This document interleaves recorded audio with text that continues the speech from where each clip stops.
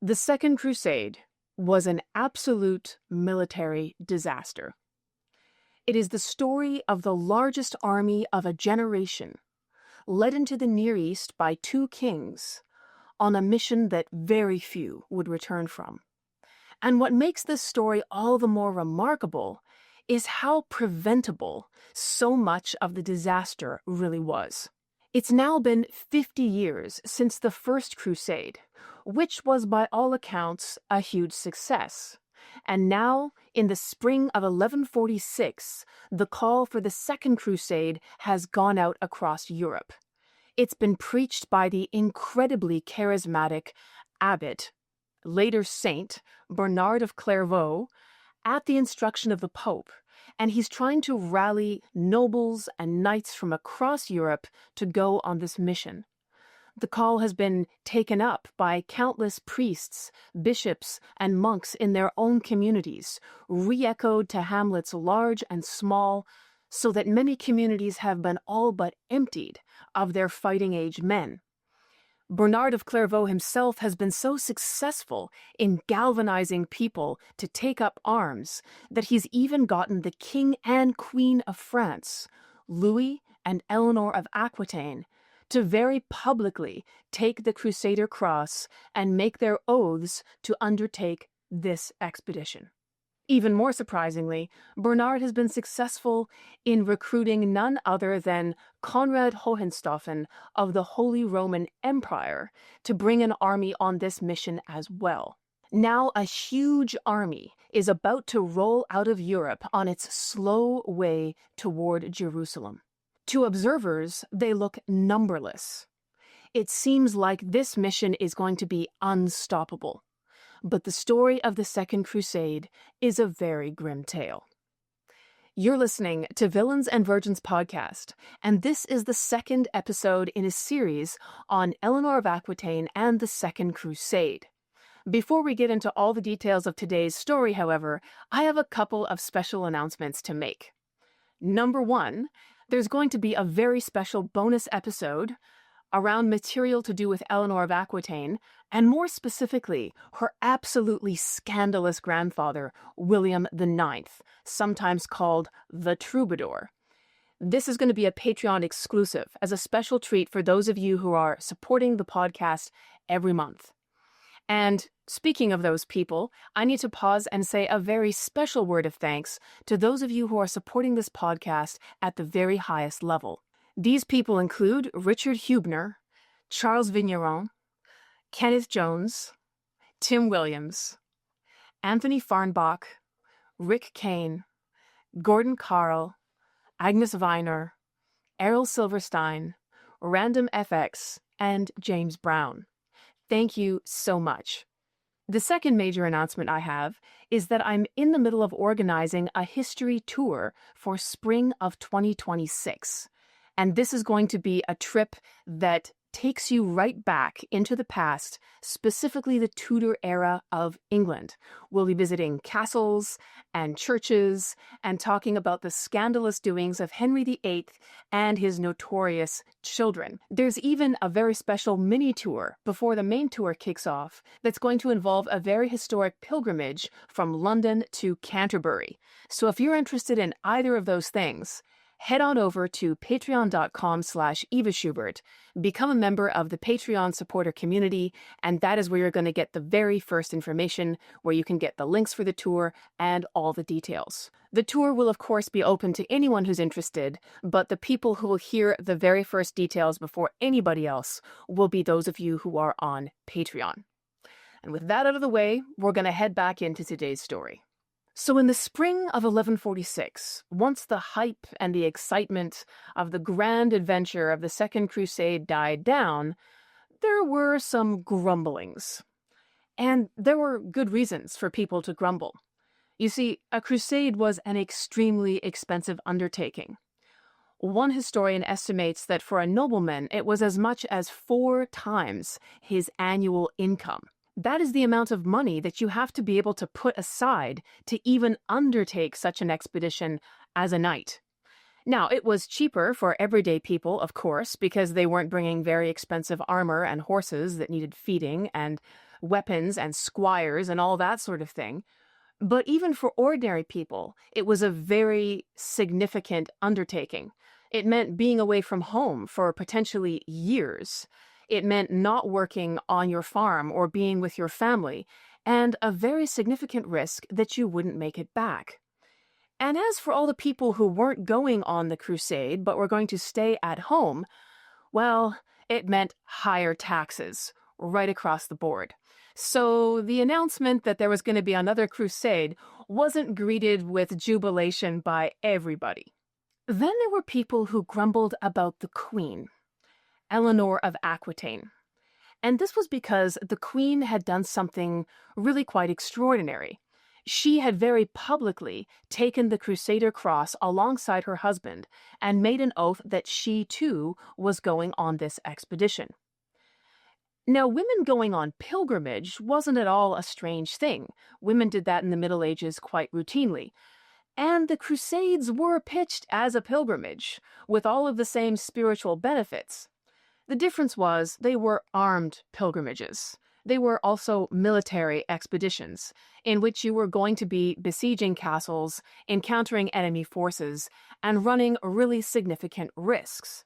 And so having a woman, especially such a high-profile woman as the Queen of France, going on this trip was something unusual. And there were people who said, there's something wrong with this. That being said, Eleanor of Aquitaine was not the first woman to go on crusade. We actually have records of medieval women in the First, Second, and Third Crusades accompanying the armies into the Near East. Noble women typically traveled with their husbands or their families, and for those who were not members of the aristocracy but everyday women, they traveled alongside the army and they earned their keep in a variety of jobs, including things like washing laundry, picking fleas, and working as prostitutes. So when we imagine these massive crusader forces rolling slowly at walking speed over thousands of miles, it is entirely correct to see women mixed up in those ranks. For these women, it was a very serious risk they were running, because if things went badly in a battle, what was going to happen to them was death or enslavement. The chances of these women making their own way back home after an unsuccessful battle was virtually zero. And in addition to women, there were a large number of other non-combatants, some of whom were present on the First Crusade and many of whom are going to join this second one. So we're talking about older men, we're talking about priests and monks, other members of the church who are not supposed to be carrying weapons.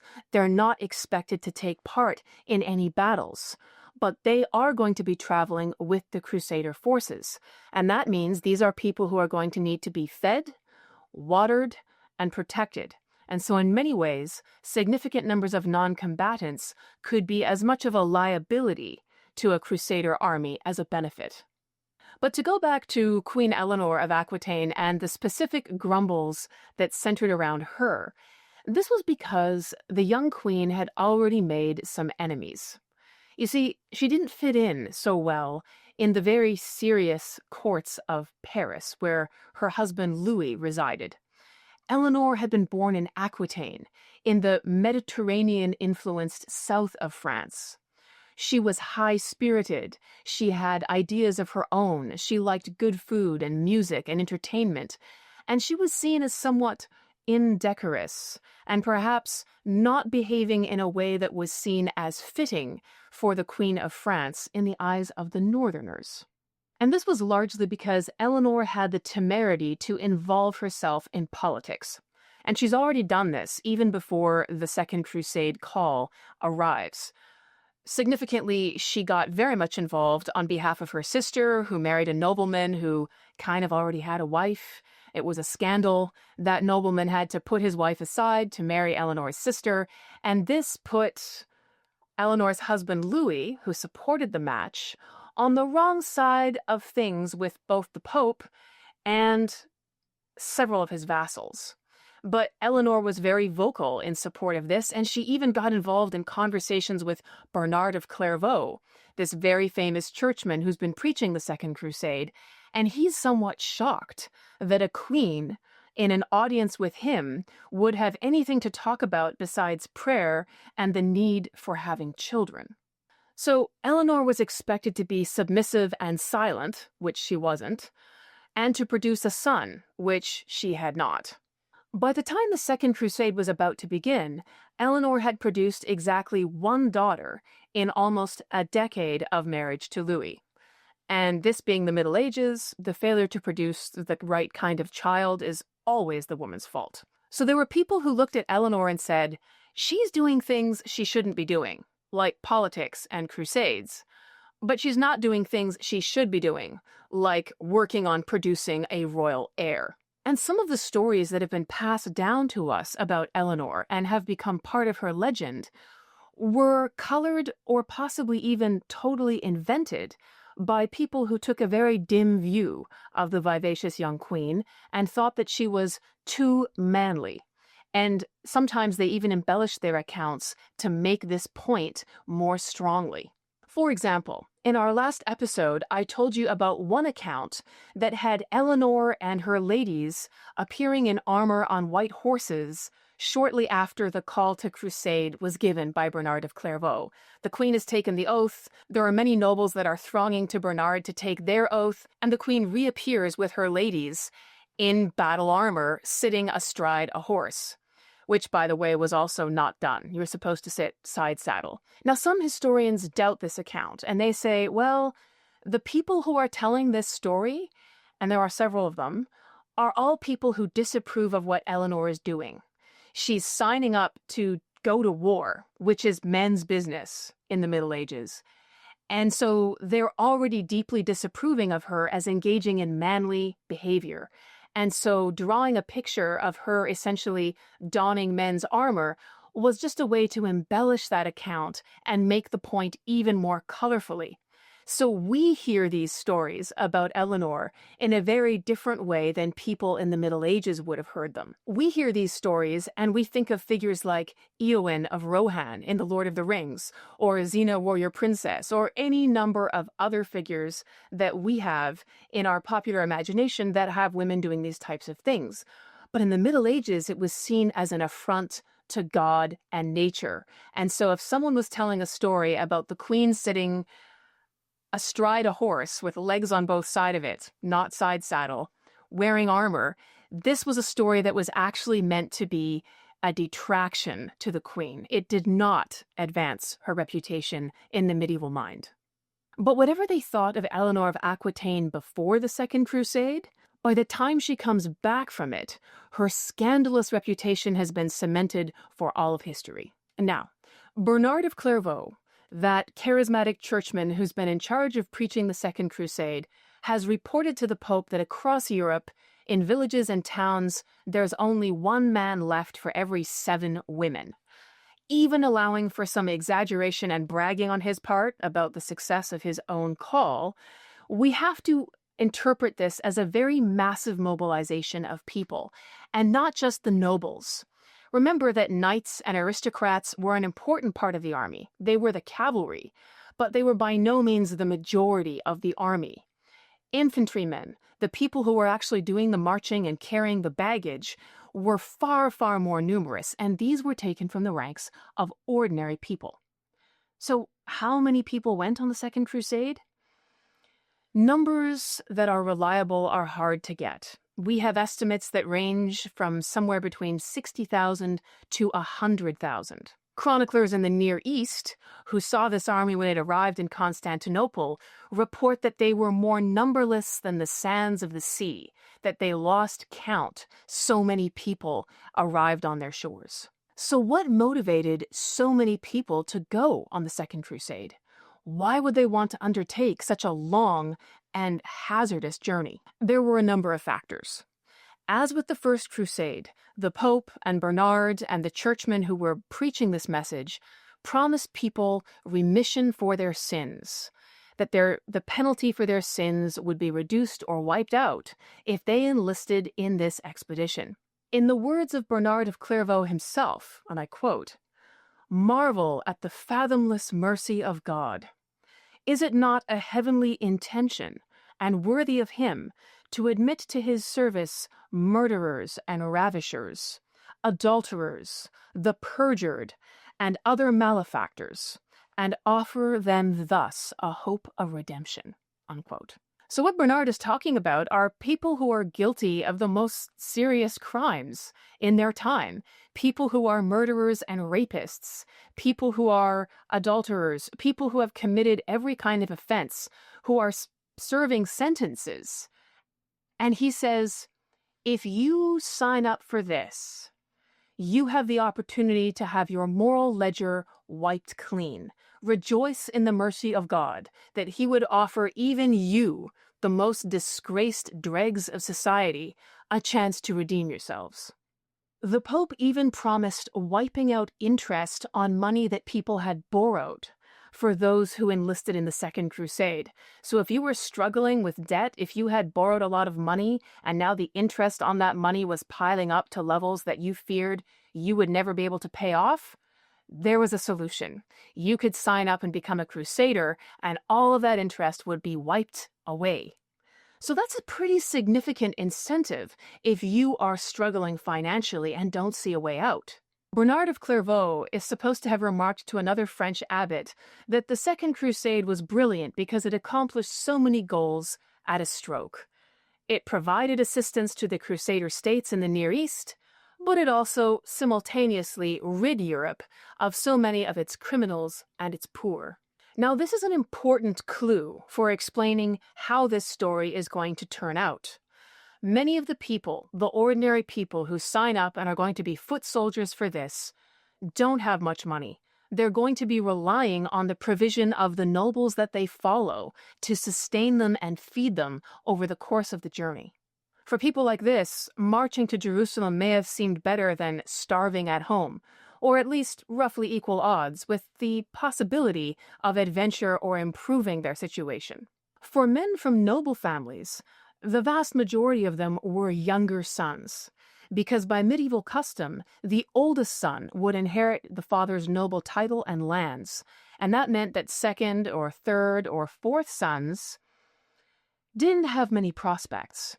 There was no potential for them to advance very far if they stayed at home. And so the call of the Near East, going off on a crusade, offered the possibility of making a reputation, but also significantly increasing your prospects. Perhaps you could acquire land or wealth in the service of some existing ruler in the Near East. So there's a significant driver of ambition for many of these noble sons who otherwise have very little to look forward to if they stay at home. As the armies of Europe began to assemble and move toward their mustering points for departure to the Near East in the spring of 1147, yes, this is months after the initial call to crusade in 1146, it takes a while between taking the oath and then setting your affairs in order, raising the funds, and organizing everything you're going to need to be away from home for 2 or 3 years. So it is the spring of 1147 when armies are actually beginning to move out of their home villages and hamlets toward larger muster points, and from there, like so many streams joining a river, into an ever larger force heading out of Europe and toward the east. At this time, there's a French monk who's very active in the border between France and Germany. He's been involved in preaching the Second Crusade, and at this point, he begins to incite people to start practicing their sword skills before they leave home by killing Jews in their own communities. Now, if you listen to our series on the First Crusade, this is going to be a déjà vu moment for you, because once again, the Jewish communities that are present across Europe are under attack by these crusaders as they're leaving home and heading east. And what this monk is saying is that the crusade is a war against the enemies of Christ. And so you should start at home and kill the Jews because they're enemies of Christ. And then when you get to the Near East, you can go after the Muslims who fall into the same category. What's interesting is what happens next, because Bernard of Clairvaux, who's really the highest ranking churchman in charge of preaching the crusade, gets wind of this. And he takes it very seriously. He heads right over to this France-Germany border region where this monk is active. and he shuts him down. He actually silences him, returns him to his monastery, and makes some very public statements about the fact that no, the Second Crusade is not an invitation to slaughter Jewish communities. Leave them alone. They might be on the wrong side of God, but it's not our business to go around killing them. So Bernard takes a very different position to what his acolyte had been spreading. But what's interesting about this is that some people already had a much more expansive view of the Second Crusade. Not everyone saw it as just a military mission to provide support to Crusader states that were under attack. Some of them saw it in these larger confessional terms as Christians against non-Christians. Even the Pope's vision for the Second Crusade expanded between the initial call of 1146 and the time that armies actually started moving in early 1147. For example, he granted spiritual redemption, this spiritual benefit of pilgrimage and crusade, to anyone who was willing to help the King of Portugal out in his fight against Muslims in that part of the world, in the Iberian Peninsula. And there were quite a few in Spain and Portugal at the time. So the King of Portugal is busy trying to take more land that he can control himself. And to do that, he has to force out Muslim rulers who control sections of that territory. So he asks the Pope, hey, can you send me some crusaders to help out? And the Pope obliges. So by making this spiritual benefit extend to people who are helping out in the Iberian Peninsula, it actually changes the itinerary for a number of crusaders. So there are some men who are going to head to the muster points by sea, and they're coming from England, from Flanders, and from Germany. So they're going around the western edge of Europe, and they're going to pass Portugal on their way. And these guys make a stop in Portugal, and the King of Portugal persuades them to help him out, and he says, help me out attacking Lisbon and taking the city, and you're going to get a share of the spoils of war. You'll be able to grab wealth and valuables as payment for what you're doing. And of course, you'll get the spiritual benefits of fighting the enemies of God. And so these guys sign up, and they involve themselves in a 3-month siege of Lisbon from July to October of 1147. They're building siege engines, they're launching projectiles, and a good number of them die. Some 15,000 men, by some estimates, die on the Christian side of this battle. But it is counted as a success because they end up taking Lisbon, and in the story of the Second Crusade, there aren't very many successes to talk about. There was also a military side quest in Slavic territory. So the Slavic people at this time occupied territory that was on the borders of what we would now call Germany. So we have Germanic Christian people, and then their neighbors are these Slavic people who are not Christians for the most part. There's been a concerted attempt to convert them, sometimes quite violently, but these Slavs have their own religion, their own culture, their own language, and they're a different ethnic group. So there were some Saxon knights in what we now call northern Germany who weren't particularly keen on riding all the way to Jerusalem, but they did have their eyes set on some very fertile land quite close to their borders that was occupied by these Slavic neighbors, sometimes called the Wends. They asked the Pope if they could mount a crusade against these pagan Slavs, thus obtaining the spiritual benefit of making war on non-Christians, while also expanding the fertile land that would be under their own direct control. So the Pope approves this, and these Saxon knights from northern Germany never go east. They make their own little expedition to take lands that they have long had their eyes on, but now they have a religious validation for doing so. So this side quest has been called the Wendish Crusade. But the vast majority of the army for the Second Crusade is now making its way toward the Near East. Some historians think that it was the largest army of all the Crusades, the single biggest mass mobilization of people in crusading history.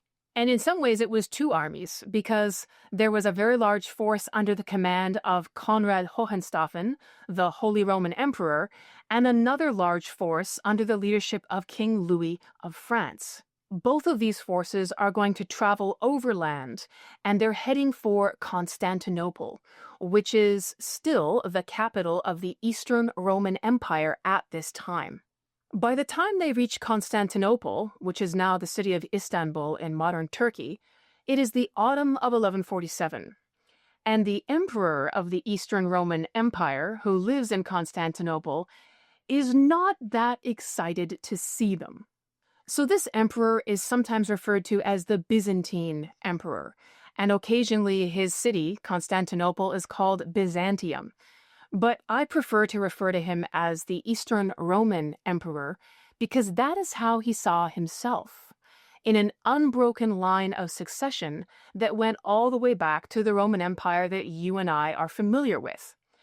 The western half of that Roman Empire, which had its headquarters in Rome at certain points, had long since collapsed in Western Europe. But in the east, it had never died. And so the emperor who is inhabiting Constantinople at this point would have referred to himself and his territory as Roman. And by the way, he wasn't the only one who thought so. We'll get to that in a moment. But you might be confused at this point, because if you remember the First Crusade, you'll know that that expedition had a Western army arriving in Constantinople at the call and the invitation of the emperor at that time, who was a different guy. This is 50 years later. So the new emperor is related, but not the same. So that emperor, for the First Crusade, had invited these people. They came at his request. The Second Crusade, the Crusaders have to stop in at Constantinople because they need to check in with the guy who controls territory that they need to cross over and through, but he hasn't invited them. And he's actually quite worried about what they might be doing as they're wandering through his territories. He has good reason to be concerned, because in the First Crusade, when the Western armies came in, they made a promise to that emperor at the time that they would take back territory that the emperor had lost to the Seljuk Turks, and then they would hand it back to the emperor. That was the deal. And in exchange, that emperor had promised that he would provision them, he would provide logistical support, he would provide intelligence, he would send some of his men and soldiers to ride along with them. So there was this cooperative arrangement that was very much the foundation for the First Crusade. The Second Crusade is already quite different.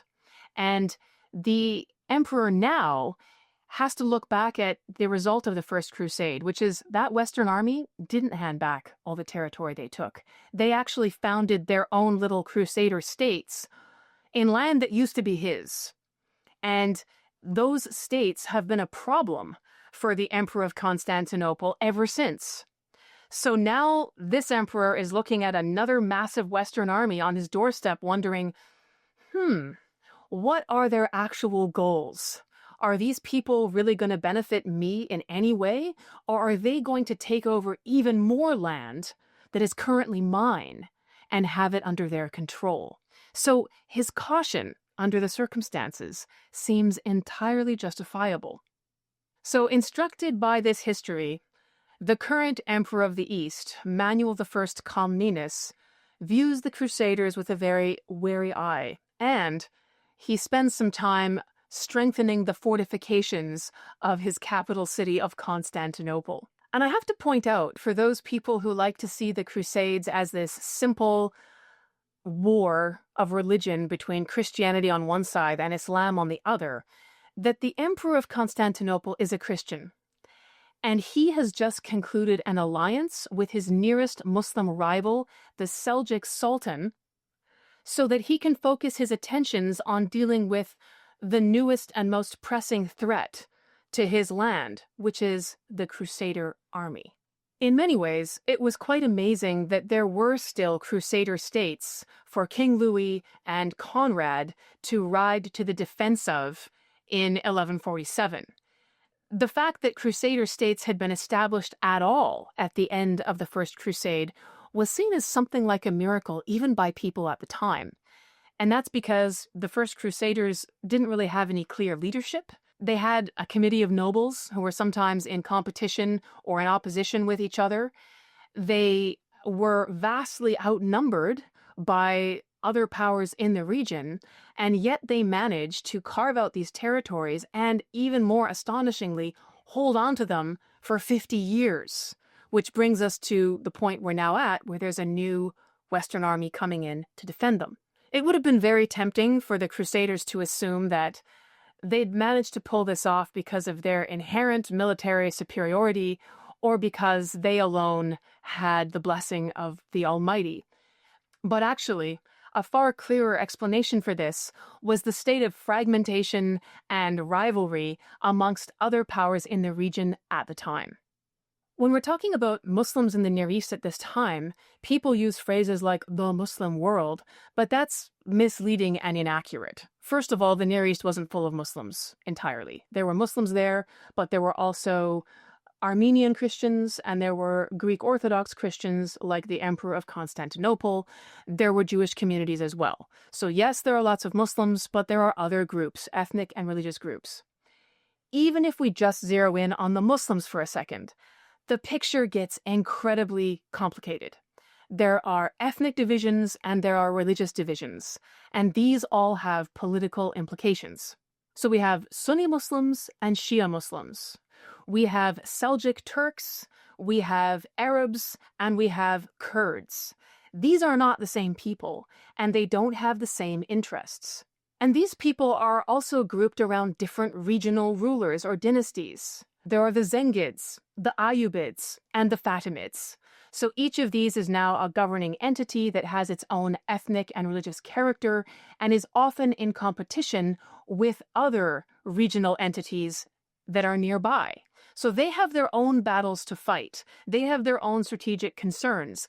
And when the first Crusaders came in, some 50 years before, they were new players on the scene, but they weren't the center of things. They weren't everybody's top concern.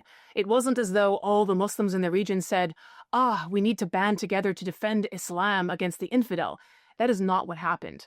They were actually busy competing with each other, and some of them would send armies and then they would go back and they would fight amongst themselves.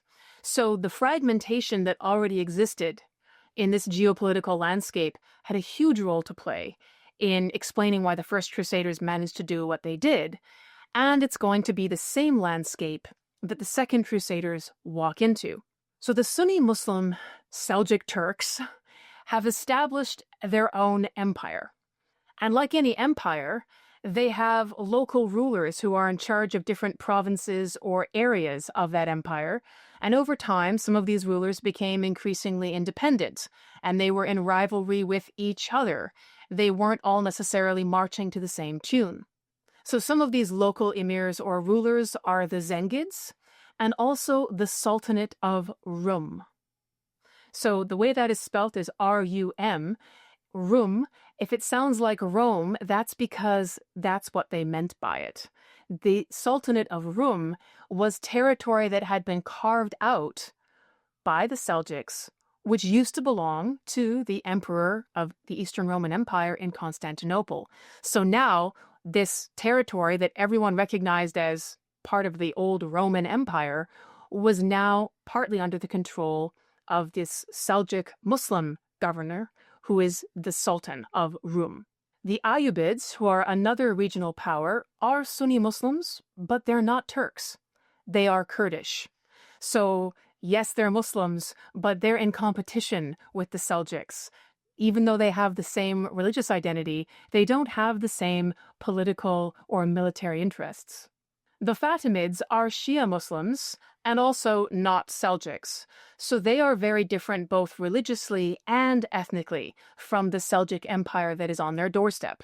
So all of these different players don't see their interests as being the same just because they happen to be Muslim. And this might seem strange until you think about it in another region. When we think about Christian history in Western Europe, it wasn't the case that the King of Spain and the King of France were always friends just because they both happened to be Catholic Christians. And by the time the Protestant Reformation comes along, and you have Protestant Christians as well as Catholic ones, You see Christians killing each other across Europe for very long stretches of time. And so it's just not the case that simply because you share religion as one strand of your identity, that your interests, political and military, are always going to be aligned. And so that's exactly the sort of competition that we see in the Near East at this time. Sunni Muslims and Shia Muslims despise each other in a way that's very similar to how Catholics and Protestants thought about each other during the wars of religion in Europe. They're enemies, basically. So the main takeaway here is that in many cases, ambitious Muslim powers in the region were far more concerned about competition with whoever was next door on their borders than they were with focusing their attention on these Western Christians who were running around in the Crusader states. They do engage, they do at times attack, and cities are taken and retaken between these two sides, but it's not as though there was some concerted, united Muslim effort to expel the Westerners from the Near East at this time. This also helps explain why the Emperor of the East, himself a Greek Orthodox Christian, would have just concluded an alliance with the Seljuk Sultan of Rum, Masud I, so that he could better focus his attention on what he saw as an imminent threat to his own territory. Now, of course, this alliance also allowed the Seljuk Sultan to focus his attentions on the newcomers, because if he didn't need to worry about the Emperor of Eastern Rome mounting attacks on him from behind if he deployed his troops toward Jerusalem, then that gave him a much freer range of action as well. By the way, as a side note, this Seljuk Sultan, who styled himself the Sultan of Rum, also used the double-headed eagle insignia, which is so closely associated with the Roman Empire, just like the Eastern Roman Emperor did. And curiously enough, even the Holy Roman Emperors of the West, in what we would now call Germany, also used this double-headed eagle insignia. And so it's this curious historical shadow where everyone wants to inherit the double-headed eagles of Rome, even the Muslim Seljuks who are now ruling some of that territory. But the Eastern Roman Emperor Manuel Comnenus is much more concerned about geopolitical factors like protecting his existing territory from any further incursions, rather than being motivated by any sense of automatic religious unity with these Western Christians who are coming in the Second Crusade. The ideal scenario for the emperor in Constantinople would be for these Western Crusaders to exhaust themselves fighting the Seljuk Turks. And that would take care of two problems with one war, leaving him and his lands relatively safe, because hopefully all the combatants would be too exhausted from fighting each other to have anything left to take over more of his territory. So we have to think of Emperor Comnenus as hoping for the best, but preparing for the worst. As the armies of the Second Crusade arrive in Constantinople in the autumn of 1147, they come in two waves.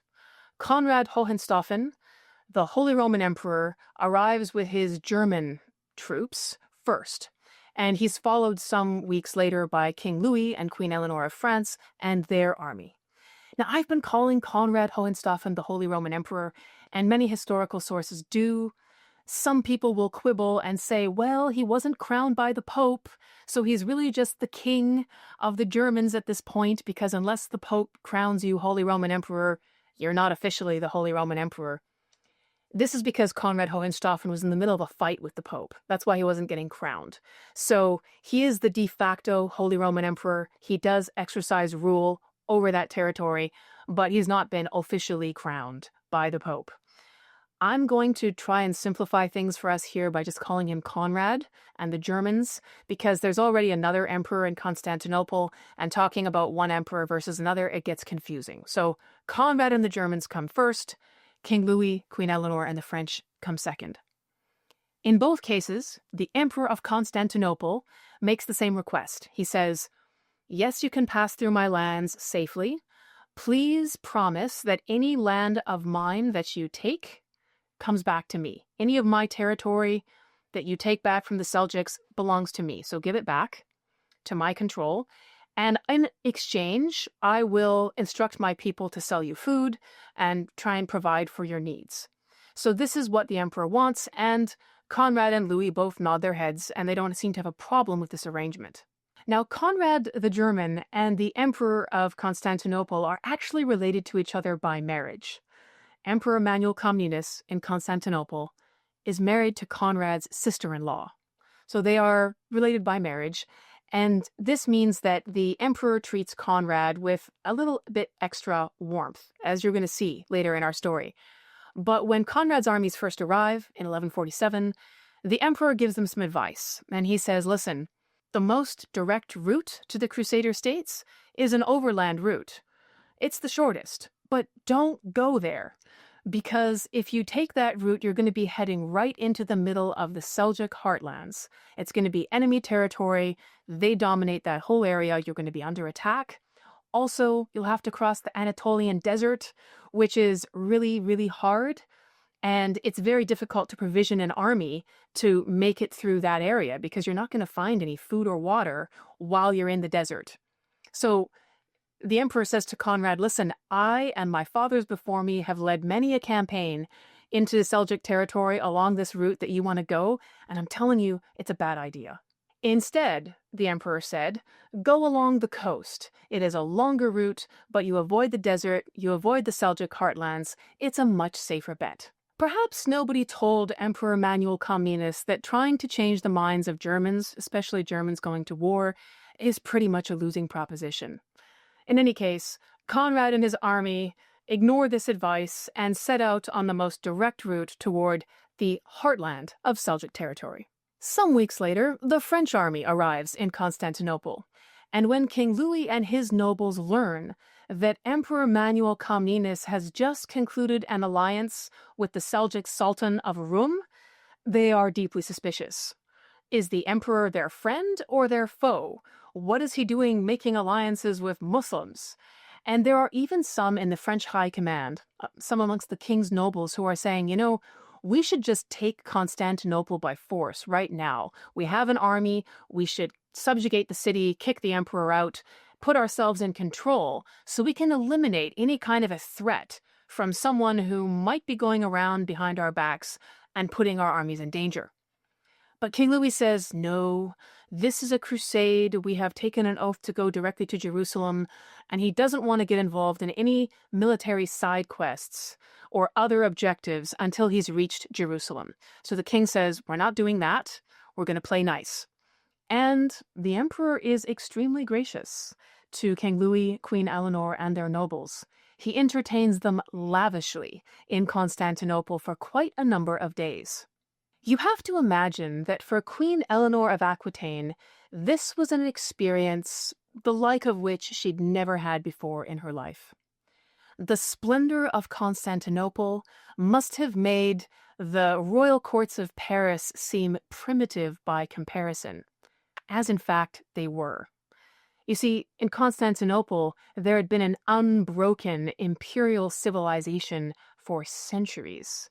The amount of wealth and art and splendor was on a scale that was unseen in Western Europe at this period in history. And even the emperor and his family themselves, they had such elaborate rituals that put them almost on the realm of demigods. They had legions of servants with impeccable manners that made what royalty and servants did back in France look very unmannerly and even loutish by comparison. For example, there are accounts of King Louis back in France having to actually wield a stick to put unruly pilgrims in a church into line at some point. And the idea that the emperor would even be close enough to touch a common person, let alone wield a stick, was just unheard of in Constantinople. So imperial life was on another level. And the amount of wealth and comfort and running water and gold sculptures and fountains, it was just beyond words for many of the French. And for Eleanor in particular, it's an experience that she would carry with her the rest of her life. And it probably informs some of the courts and the changes in manners and customs that she will be responsible for many years later. In any case, when the French army finishes with the emperor's hospitality and turns their faces toward the road, they take the safer coastal route. They don't follow the route of Conrad and his German army. So Conrad and his army are going to be heading right through the worst of enemy territory, as well as the Anatolian desert. And by all accounts, Conrad had really underestimated how long this was going to take. And why that is important is it means he also underestimated the amount of food and water that his army needed to carry, which meant that after about 10 days on the road, they were in desperate condition. They'd run out of drinking water. And if you're in a desert and you have no water to drink, you don't have that much time. You have to find water or you're going to die. And so this becomes the dominant concern of the army. The men are already weakened, they're exhausted by the heat, they're exhausted by dehydration, and they don't have any relief in sight. It was while they were in these dire straits that the Seljuks staged a surprise attack in the evening of October 25th, 1147. It was called the Battle of Dorylaeum, and the results were devastating. The battle raged on for hours, all through the night and well through the morning of the next day, which was October 26th. Thousands of Germans died. Most of the valuables, including Conrad's royal treasure, was seized by the Seljuks, and Conrad himself narrowly escaped with his life, and only a very small number of his knights. One chronicler says that Conrad lost 9/10 of his army in this battle, including all of his infantry and most of his knights as well. There are various accounts of exactly how many knights survived this battle. Some accounts say scores of knights. A score is 20, so if you say scores, then we're talking about something in the low hundreds. Other accounts say 2,000. But whatever the number actually was, it was a tiny remnant of the army that he had marched out with. So at this point, Conrad is a leader without an army. It's an absolute devastation. Many of the poor and ordinary infantrymen who found themselves surrounded as the knights rode off in disarray found themselves captured, and they were sold into slavery. So the ones that were not killed disappeared, never to be seen again. Now I just want to pause here and recognize the fact that for the vast majority of the men who followed Conrad, this is the end of the road. History follows the crowned heads, and so the chroniclers are going to take us along the road to see what happens to Conrad next. But for the vast majority of these ordinary people, they would never see either Jerusalem, which was their goal, or their homes and families again. And if you think of the thousands, the tens of thousands of families left at home whose fathers, brothers, husbands, and sons had vanished on this expedition, the amount of human devastation, not to mention the economic consequences, are really hard to get a firm grasp of. It must have had an enormous impact. And even for those who didn't die, they lived out the rest of their lives as slaves in a foreign land, never to see their homes or families again. Among the knights who did survive, most of them had lost their valuables, which means the funding that they had packed along this journey to sustain them, to feed them, to pay for all the necessary items they were going to need. So that left them in a very desperate condition. And Conrad himself had the same problem. Conrad leads the remains of his army, this company of knights, back towards the safety of the coast and out of Seljuk territory. Here, the very much humbled Emperor of the Germans meets Queen Eleanor and King Louis and their army, and he and his remaining knights join that force. From this point onwards, for a while, they're going to travel together, and King Louis is very gracious, and he gives of his own supplies and his own wealth to Conrad to refurnish him and his knights with the supplies that they desperately need.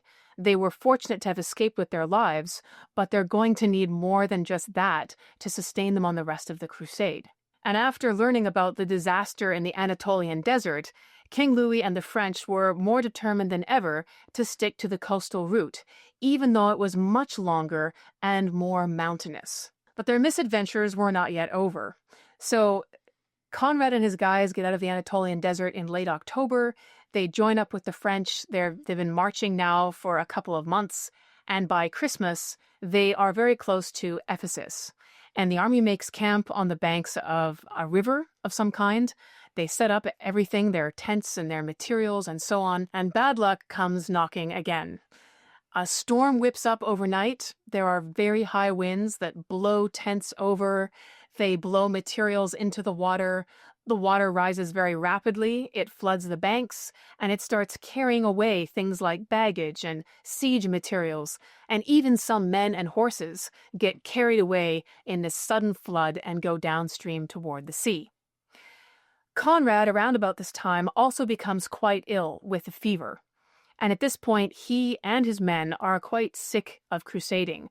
And so they're going to make the decision to turn around and head back to Constantinople.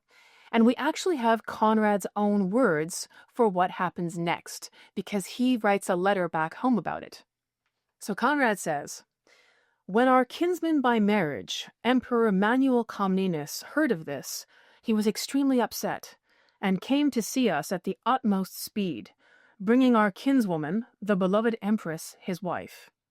He generously gave to us and our commanders his own money and the necessaries for the journey, saw to it that we were cured quickly by his own doctors, and practically forced us to come back with him to his palace in Constantinople. There he treated us with as much honor as he ever, to our knowledge, showed to any of our predecessors." So Conrad is using the royal we here, we and our. He's referring to himself. But clearly the emperor was extremely solicitous towards him and went out of his way to try and assist this most unfortunate ruler of the Germans. So we're going to leave the German emperor, Conrad Hohenstaufen, licking his wounds in Constantinople in the company of Emperor Manuel Comnenus, and these two emperors are left discussing imperial matters together, including, by the way, a joint operation against that troublesome Norman, Roger of Sicily, who you'll know all about if you've watched our series on the Normans in Sicily. But Conrad is going to be waiting there, enjoying imperial hospitality in Constantinople until weather improves in the spring and campaign season starts again. We are going to return our attention to the French, King Louis and Queen Eleanor, as they continue their march toward Jerusalem. The French army continues marching eastward from Ephesus, even though the Emperor of Constantinople had just warned them that there were fresh Seljuk incursions into that territory. So there had been very recent military operations. It was dangerous. He actually advises them to take shelter with imperial garrisons and be cautious. But the French, they continue with their original plan, once again ignoring this advice. And the French are about to have their own disaster. So the route takes them through a very mountainous region, and at one point they actually have to climb a mountain pass at a place called Mount Cadmus. Now, if you've ever done any kind of hiking through mountain passes, you know that these are extremely narrow, steep, and difficult trails to follow. It's very hard going. To take an army up there means that you're going to have to condense all of your men down into a very narrow stream, a very narrow line, and they're going to proceed very slowly through the limited space available between the rock walls. So this is the operation that the French army is going to undertake. By the time they get to this particular mountain, it's January of 1148. So you have to imagine the French army organized by divisions and then narrowed down into very, very small ranks of a few men abreast, heading slowly up this incredibly steep trail. Now, one of the dangers of undertaking an operation like this is that your army becomes far too spread out to effectively defend itself. So there were clear directions given to the guys in the vanguard, which is the 1st Division, the ones at the front. And the vanguard was under the command of an Aquitanian nobleman. It was also full of other Aquitanians, and Eleanor of Aquitaine was riding with them because these were her guys, her vassals, people from her homeland. They spoke her own dialect. She was in her element with them. So the queen and this vanguard, under the command of one of these Aquitanian noblemen, is at the front, and they're told, head up toward the pass, but there's this flat section of land, this mesa, that we can see. So get to the mesa and set up camp there, and the rest of the army will make its way up to the same point and join you.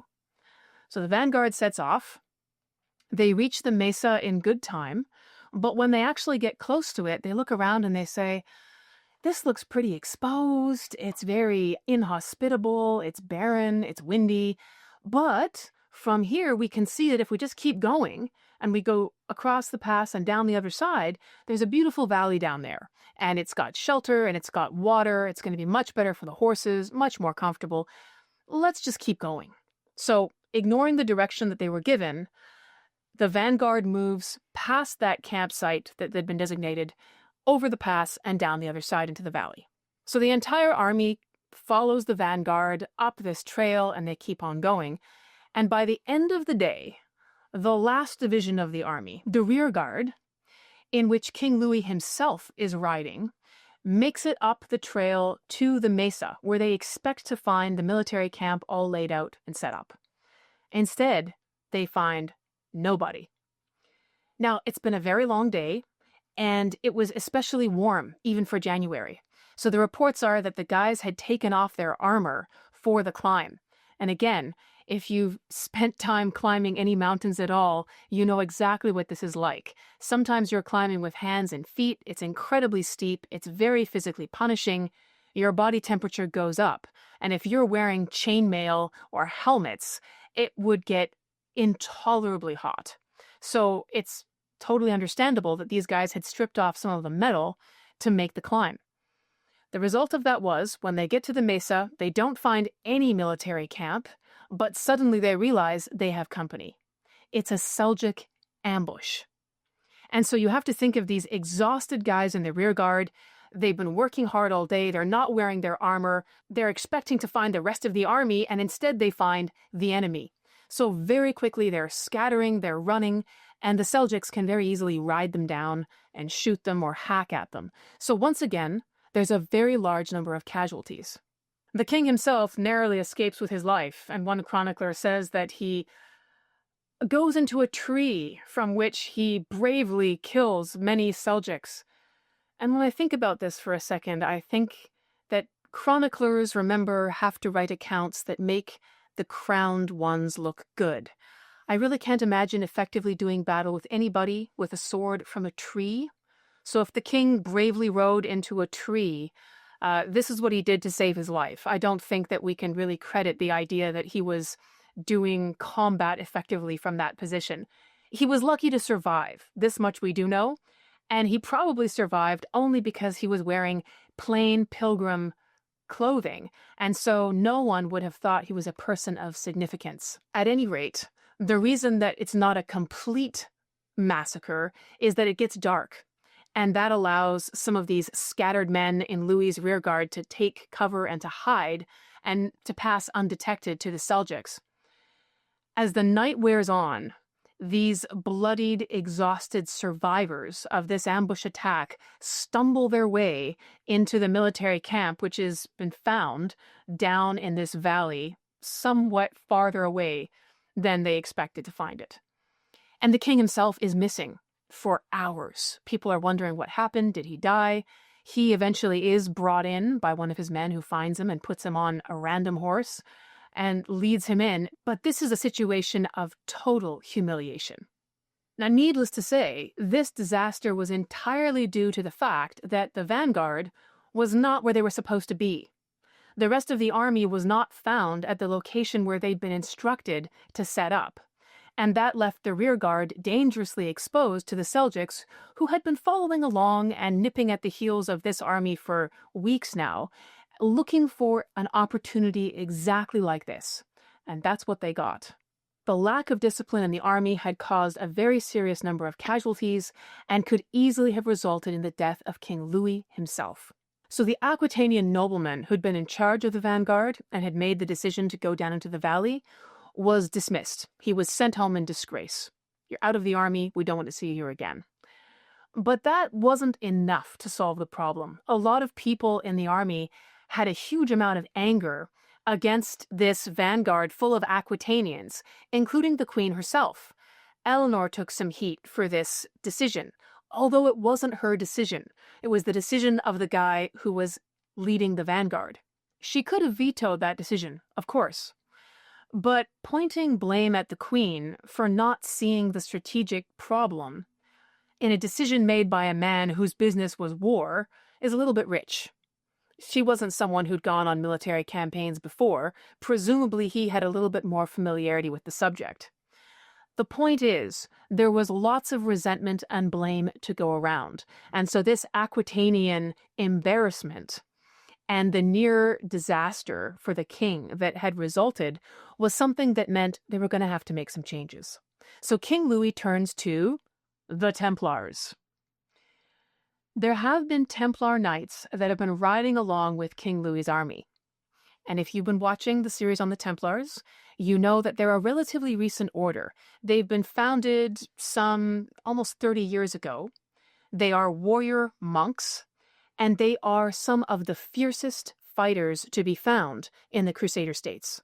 They've already got a reputation for being incredibly effective, incredibly brave, very skillful. And the Templars, because they're locals, have a much better sense of the enemy, their tactics, the hazards of the terrain, and the safest way to move around. So the Templars are put in charge of organizing the army, of schooling them, of instituting better discipline, and trying to direct them through the remainder of the mountains without further incident. And the Templars do exactly as they are asked. They have this ability, they're extremely good soldiers, and really, if they'd been put in charge from the beginning, this whole thing probably would never have happened. But one more major problem now loomed ahead. So King Louis, Queen Eleanor, and the army make it to a port city called Attalia, and the modern name for this is Antalya. It's under imperial control, so it's a safe place for them. They could have continued overland from this port to Antioch, but it was much shorter simply to take a boat from Antalya across the water directly to Antioch. The problem was that boats were expensive, and there weren't enough of them to ship an entire army from this port city. So King Louis and Queen Eleanor and some of their nobles make the decision that they're going to take boats from Antalya to Antioch. The rest of the army can make its way overland, unless there are some other boats that show up. So they're basically told, you guys can wait here, wait for a few more boats, take them if you can, and the rest of you make your way on foot to Antioch. So the king and queen and some of the nobles leave on these boats. A few other boats show up, and then the rest of the knights decide they're taking the boats too, partly because they have the money to pay for them. So they leave.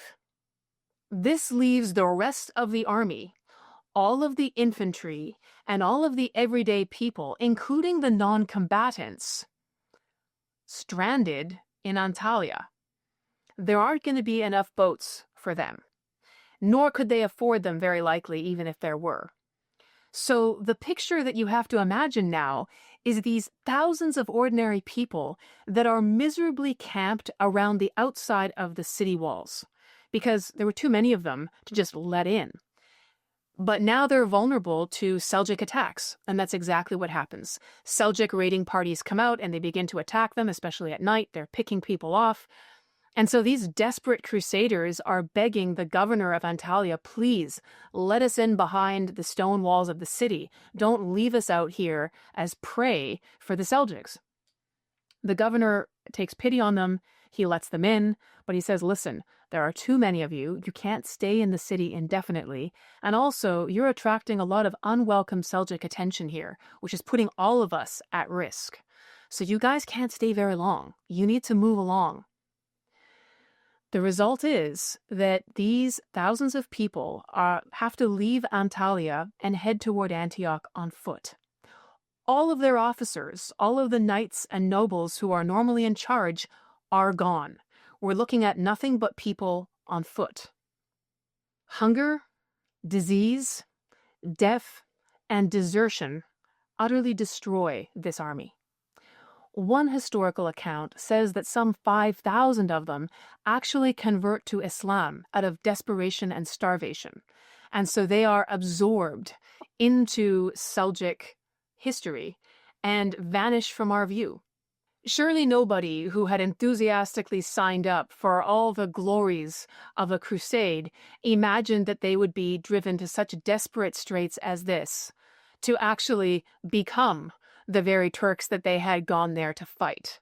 This entire army disappears, some by death, some by starvation, some by conversion. There are many ways, but the astonishing truth of this moment is that King Louis's entire army is destroyed. The army is the infantry. They're gone. They don't ever make it to Antioch. Only his knights and nobles, his cavalry division, remains. So let's take a moment to digest what's going on here. Conrad, leading the German army, had lost basically everybody in the Anatolian desert. And he did that after ignoring advice that specifically warned him not to go there. That's tens of thousands of people. And now the King of France has lost everybody in his army except the cavalry and the noblewomen who are married to them here on the road to Antioch. This means tens of thousands more people are abandoned in hostile enemy territory, left to fend for themselves or exposed to danger, largely due to the incompetent planning and sometimes just the arrogance of their leaders.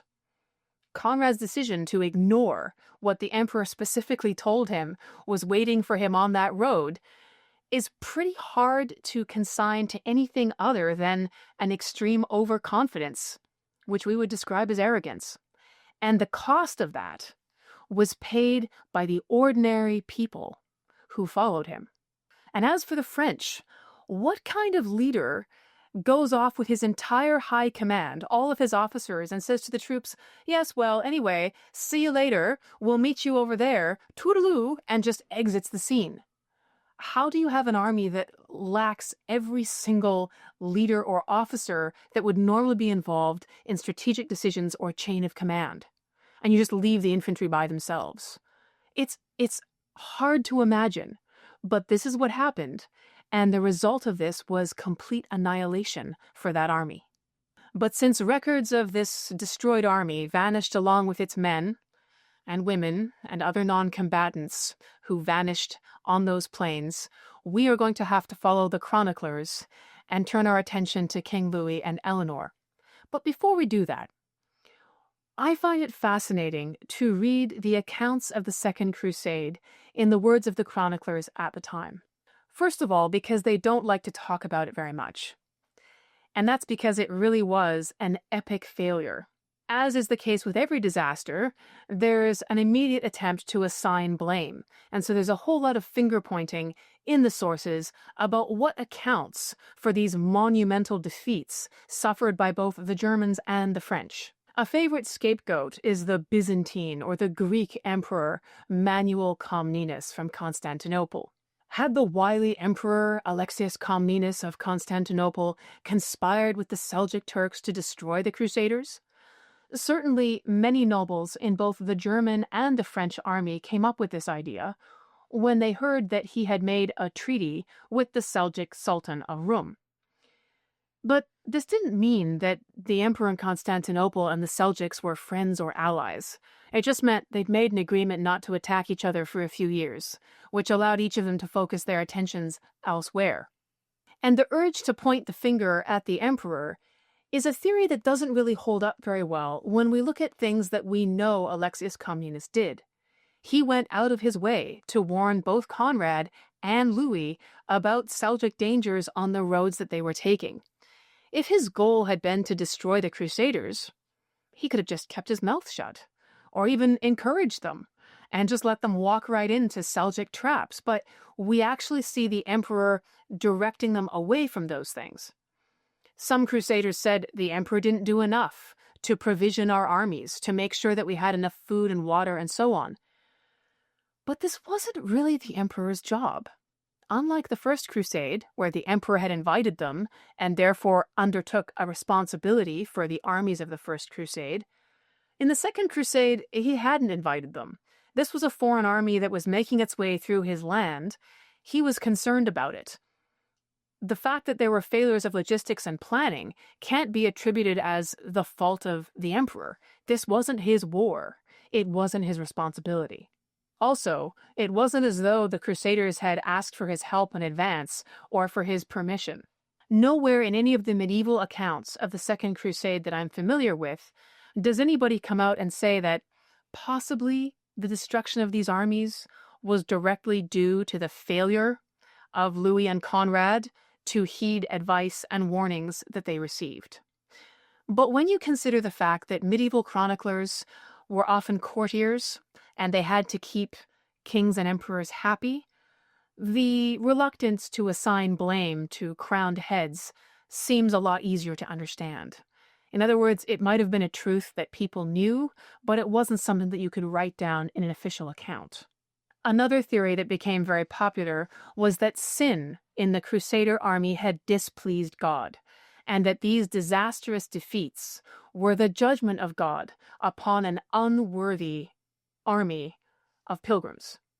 Of course, for this theory, women were very convenient targets. The presence of Eleanor of Aquitaine, a very beautiful, very vivacious queen, and many nobles with her, along with an enormous retinue of maidservants and attendants and the wives of other people who signed on because they saw Eleanor and her ladies do it, could be attributed by some people as the cause of lustful thoughts for men on this crusade, and even perhaps the possibility of illicit sex. So when in doubt, when there's a military disaster, blame the women. It's not a new strategy. So now we have the German Emperor Conrad sitting in Constantinople without his army, waiting for the spring. And we have King Louis and Queen Eleanor of France and their respective knights and nobles who have arrived by boat in Antioch, which is a Crusader state located in modern-day Syria. There's still a significant distance that they have to travel to Jerusalem, and of course, all of these rulers have lost almost all of their armies. While the royals and nobles of France figure out what to do next, the biggest scandal of Eleanor's life is about to unfold in Antioch, creating a story that will follow her to the end of her days and for many centuries to come. The story of that scandal and all the rest of the doings in the Second Crusade is going to be told in our next episode here on Villains and Virgins podcast. So if you're not already subscribed, make sure you sign up so you don't miss it. And if you want even more history, head on over to patreon.com/Eva Schubert. I will be hosting a live conversation about everything to do with the Crusades later this month, and that is a special benefit for Patreon subscribers only. So hopefully I'll see you there. Thank you so much, and please join me for the next episode in the Second Crusade.